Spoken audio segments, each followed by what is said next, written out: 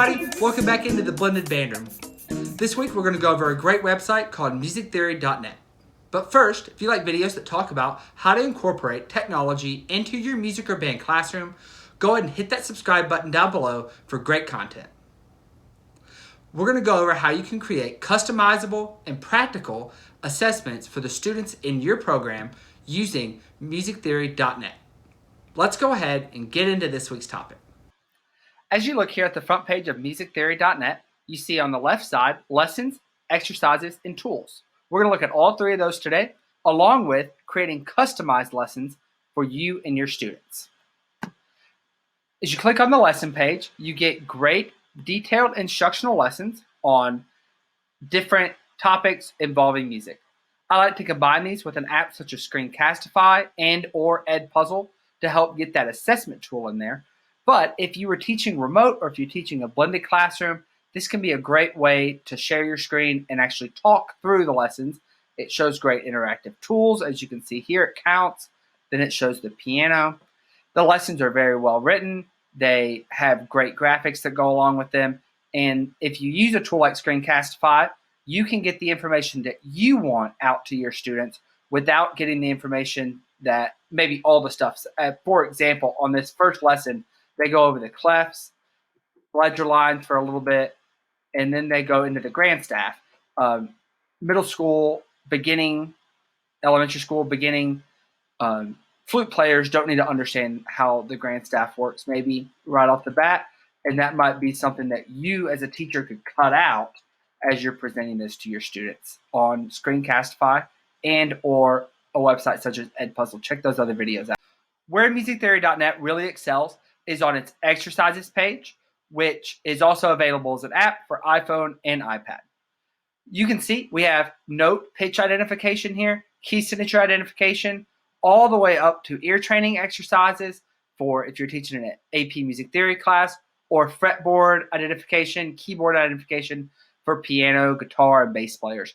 Really an invaluable tool if you are new to teaching those. These can be a great way to kind of offload some of that assessment of your students. These can be done as a group or as individuals. You can do this as an exit ticket at the end of an evaluation, have each student come up and say and type on the keyboard which note they are seeing, whether it is an A or an F, and they can view that as an exit ticket in a beginning band class. Could be a great way to do it for a beginning of the year. Great refresher, great review. Both virtually, you can share your screen, or in an in-person setting if you are there right now. The real cool part is the exercise customizer, and this is where you're able to pick which exercise you want. This was one I created this morning for my trombone, tuba, baritone, bassoon players. Only bass clef instruments are seeing this, and I'm able to share that with them through my learning management platform, which is Schoology, and I'm able to share that with them through a link, and they can actually do it right in Schoology. You can turn on what's called a challenge mode and set a question limit or a time limit and allow them multiple attempts for each question. I like to not allow multiple attempts for each question because it actually will count them wrong. So if they get 1 out of 2 correct, but it takes them 7 times to get that second one correct, then actually get them a score of 1 out of 8. And I don't think that's very fair to the students. You can turn on accidentals and what key signatures you want. So if you want them to learn the notes in B flat and review those first 5 notes, you can set it to only those 5 notes in the key of B flat. And that way they see it as a way to review just what you're working on in class. Again, I think that's so important when you're doing any type of music practicing, is that you as a teacher are getting the information you want out to your students.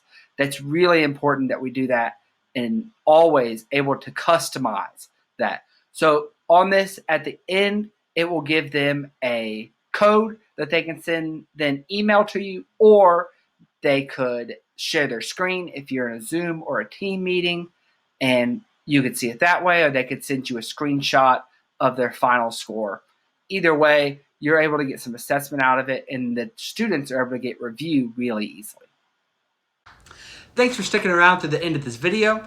I'm sorry that I haven't been uploading as much recently. I have been transitioning into a new position in a new district, and there has been a lot of demand on me with virtual learning and getting everything and learning new tools.